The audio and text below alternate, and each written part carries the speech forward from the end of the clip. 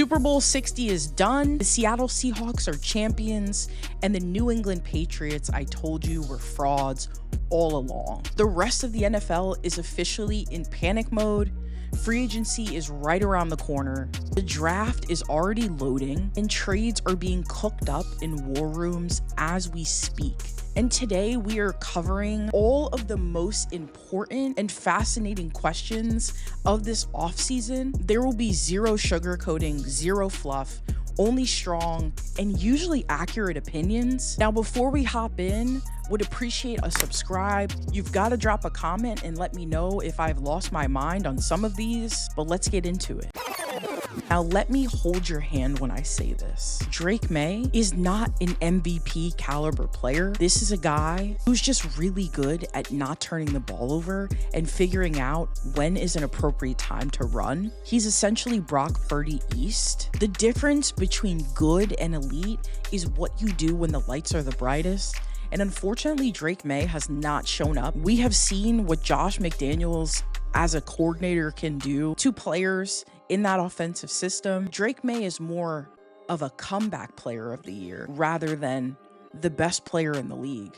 That gap is significantly wider than many people realize. There is some real validity to the idea that the Patriots had a really soft schedule and got exposed in the playoffs in a much maligned AFC. This is not an AFC where they had to go through Lamar, Josh, and Pat in order to get to the Super Bowl. I don't have to tell you that. But what I do have to tell you is that once competition got stiffer, Drake Maye's completion percentage went into the tank. He had 55% completion percentage. He fumbled 6 times and had 2 interceptions. Now we haven't even discussed the Super Bowl performance. His average depth of target is 23rd in the league because he doesn't have elite downfield vision. MVPs don't just elevate their own play, they elevate the entire roster. And really at no point did we see Drake Maye have any semblance of fire during that Super Bowl. It was like he was taking a stroll in the park on a Wednesday afternoon after lunch. This guy was pretty checked out, and that's not exactly what I want to see from an MVP quarterback. And I'm not sure that's what I would see from the likes of any of the other guys who have won it. Now it is time to discuss who will run the new look AFC. Do not downplay Mike McDaniel's fit with the Los Angeles Chargers. This is perhaps the most understated move in all of football so far in this offseason. Have you seen what Mike McDaniel can do to a football team that has versatile running backs who have elite vision in the way that the running back committee has in LA? Literally a decade. The answer for who runs the AFC was obviously Patrick Mahomes and the Kansas City Chiefs. They had 7 consecutive AFC Championship appearances, 3 Super Bowls. They essentially were the AFC, the big dog, the sleeping giant who really only got woken up in the playoffs and always seemed to deliver. Listen, we've got the usual suspects in the Buffalo Bills, Denver Broncos, and the Baltimore Ravens. However, Joe Brady being the head coach of the Buffalo Bills, does anybody think that that makes them better? Does anybody think that that makes them elite? These playoff situations, we have seen how important coaching is and how that can be the difference between hoisting a Super Bowl and being out of the first round of the playoffs. Joe Brady is a desperation hire to keep Josh's guy in the building. This was not a move that you made for the long term. I would have much rather them keep McDermott than to bring in Joe Brady because I'm just not a believer. There's kind of a reason that the buck has passed on Joe Brady being the next guy, the next up and coming offensive guru. That has passed because the Buffalo Bills are continuously getting passed by lesser teams and lesser quarterbacks. The reason I think it's the Chargers to lose is because that defense is very solid. It's very athletic, but the concerns you had about the Chargers not being able to move the ball and at times just stalling, I think almost completely evaporates with McDaniel. I think Jim Harbaugh only seems to get better in the NFL with time. Every year, they seem to be getting incrementally better. And with a mix of the weakened AFC, significantly less quality of coaching, on top of the fact that Justin Herbert still has yet to be fully unlocked, you've got this young group of committee running backs. We're going to see some things from that running back position, from those wide receivers that we just haven't seen in the Justin Herbert era. And I couldn't be more excited about what that's going to look like. There are things that concern me, though. It is a problem that he was essentially their third choice at OC, with Declan Doyle pulling his name out and returning back to Baltimore. But here are the positives. Sean Mannion is coming from being the quarterback's coach with the Packers, and Matt LaFleur, we know, runs a really good program, especially on the offensive side of the ball. I expect him to come in and be extremely sharp and to be a really innovative play caller, even though he's never called plays before. This might be a really strong leap of faith by Howie Roseman and Jeff Lurie, but remember what happened last time they hired a quarterback's coach from the Packers. His name was Andy Reid in 1999. I don't know if you heard about him and how things typically play out when he's running the team. The concerns about Mannion are that with A.J. Brown out of there, they lose a significant dynamic piece with a brand new system and zero play calling experience.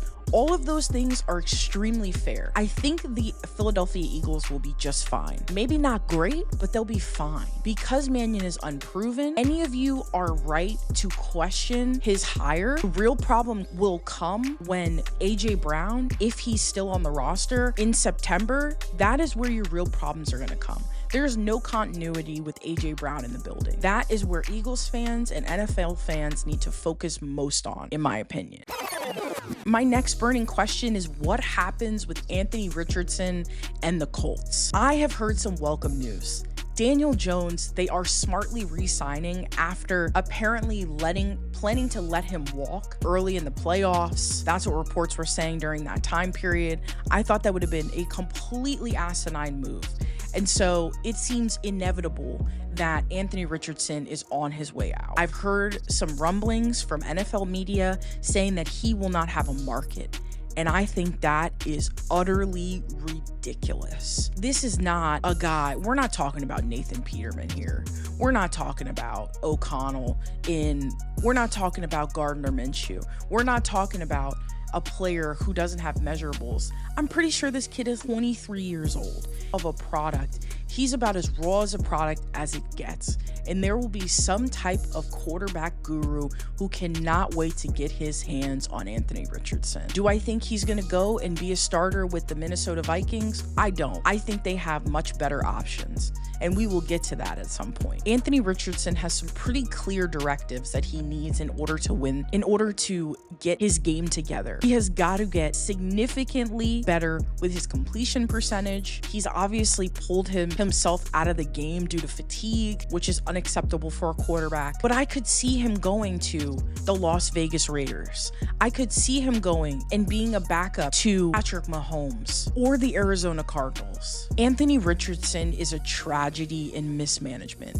That Colts organization, I have made multiple videos about how they have done wrong by their players, specifically Richardson. Even their GM, Chris Ballard, admitted that they rushed him right before they should have. They knew he was raw. They knew that this could tank his confidence if he didn't do well. They threw him into a starting role, and now everyone is surprised that he's not developed. He absolutely deserves a fresh start. Do I think that he is a perennial Hall of Fame player? Probably not, but there is enough there tool-wise for him to be a high-level backup or a bridge starter. He also has the ability to be one of the best physical runners and players at the quarterback position, pound for pound. With the right offensive system and a patient coaching staff, Anthony Richardson's career is far from over. And I think it's absolutely ridiculous to say that he wouldn't have a market.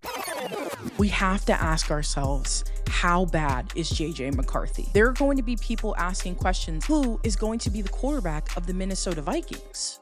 Well, the answer right now is JJ McCarthy, and there are no other signs pointing to anyone but that. There's a fit I would absolutely love in Kyler Murray. I think he would play absolutely out of his mind with Kevin O'Connell. But right now, JJ McCarthy's play has gotten their GM fired as far as I'm concerned. Not only did the team give up significant draft capital and overdrafted him. They built the offense around him, and he is an extremely inconsistent, unathletic, erratic player. He has not taken the leap that everyone, not me, expected, but going into his second year, it seems like a foregone conclusion. They missed on this pick, especially with his ball placement. Some of these throws you can make in JV football. The reports are saying that they're looking for new competition. They're not looking for competition. They're looking for a new quarterback, understandably. You've got your wide receiver who's pissed that you're still committed to McCarthy, but you're likely going to see a guy like Justin Fields or Anthony Richardson come in and try to compete for the starting job here. I like Kyler Murray's fit significantly better than anybody else. I think he's a day one starter, and I think he would be extremely dangerous. But I think JJ McCarthy may be the worst starting quarterback in the NFL right now. Now we ask the question that we've been asking for what seems like a decade. Will Josh Allen get a #1 wide receiver this offseason? Listen, Josh is about to turn 30. He's got an MVP, and some people think he's been the best player in football for the last 2 years. You bring in Joe Brady, you decide you're going to go all in on offense. Here are the names that Brandon Beane decided to go all in on last year: Khalil Shakir, Dawson Knox, Josh Palmer, and Keon Coleman. If they don't get Josh Allen, Brian Thomas Jr. from the Jacksonville Jaguars, I am just gonna throw up. I can't continue to watch this guy's prime be wasted. Granted, I am not as high on Josh Allen as everyone else and their mother is, but I think a legitimate #1 receiver transforms this team and makes up for a little bit of the fact that they hired Joe Brady. The major concerns about Brian Thomas Jr.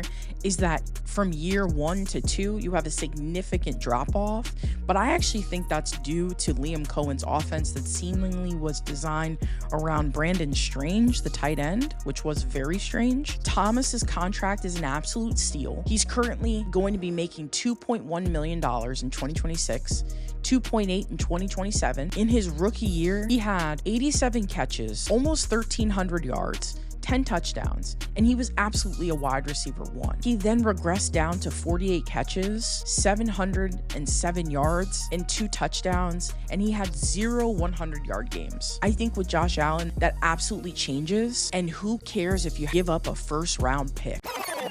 Really, the only counter argument about trading DJ is that he is the one who came up big in these playoff games, but he also is the guy seemingly ran the wrong route to end Chicago's hopes of going to the Super Bowl. My challenge with crowning both Odunze and Luther Burden is right now, neither of them have emerged as the top dog, and I'm not sure that they will unless they get DJ out of the building. Those things will reveal themselves in time. If your head coach doesn't want the player and he really is perhaps the best play caller in all of football, then you gotta move him. There's no ifs, ands, or buts, and I think that they will be just fine.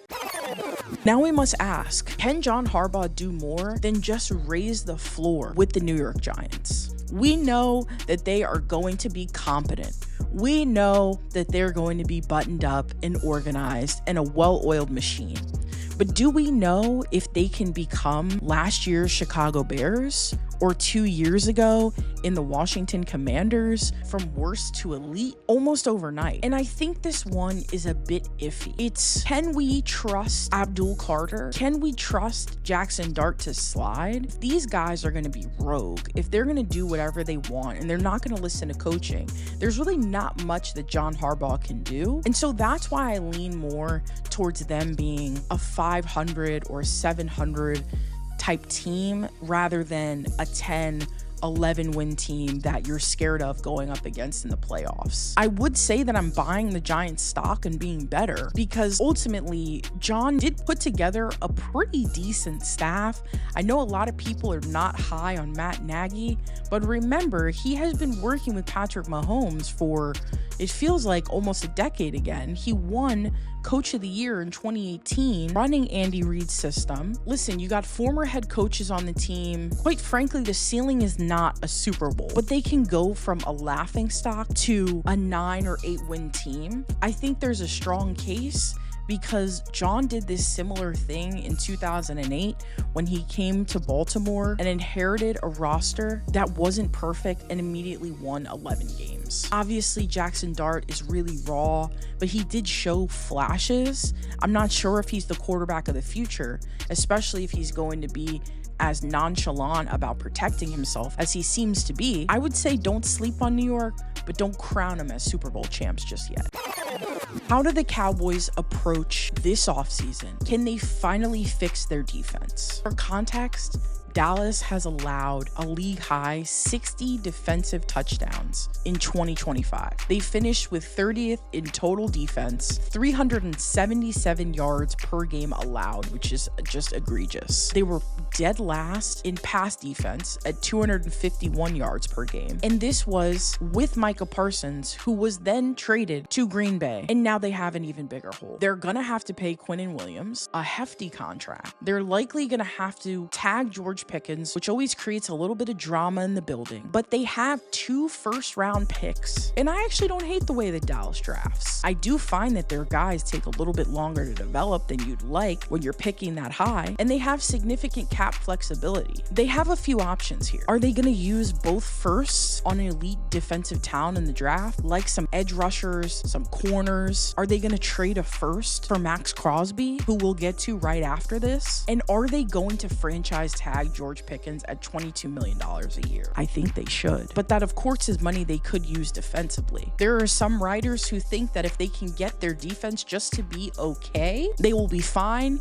because Dak Prescott is playing out of his absolute mind. But I would say hold your horses on that. Let's see what they do incrementally throughout the offseason before we start crowning them as NFC East champions. And our final question to wrap up: what happens to Maxx Crosby, and does he get traded? Yes, he gets traded. It's the only way for NFL fans, it's the only way for Maxx Crosby, and it's the only way for the Oakland Raiders. Nobody wants to see this guy rot in Las Vegas any longer. He deserves to be in primetime games. He deserves to be in a market where people on the East Coast get to actually see him play, because once he is exposed to the rest of America, you're gonna wonder, where has this guy been my entire life? His game is that transformative. According to ESPN's Jeremy Fowler, between 16 and 20 teams are interested in trading for him. The Raiders went 3-14 last season. They have the #1 pick, and Crosby, their franchise cornerstone, is allegedly feeling betrayed by them. That is not a place you want to be in. They held him out late in the season so they could get the first-round pick. Tom Brady's Alex Guerrero has some influence already in the structure of the building that Max isn't happy with. He's 28 years old, and the primes as pass rushers don't last forever. I think the best fit for him is my Tampa Bay Buccaneers, but he could also go to the Cowboys, to the Chicago Bears, to the Chargers, or to the Patriots. Those are all fits. And this is possible because he has no signing bonus in his contract. That means the Raiders would only have a 5.1 dead money cap hit if they deal him. And his new team would pay him $60 million over 2026 and 2027, which isn't unrealistic for a contender that needs an absolute star like Max. Maybe the Cowboys tag George Pickens and trade a first to get Max. I wouldn't hate that at all. And that concludes my top 10 most urgent questions for the NFL offseason. Hit the like, hit the subscribe, drop a comment, tell me what I missed, tell me what you think. And as always, I appreciate you stopping by. I will see you next time.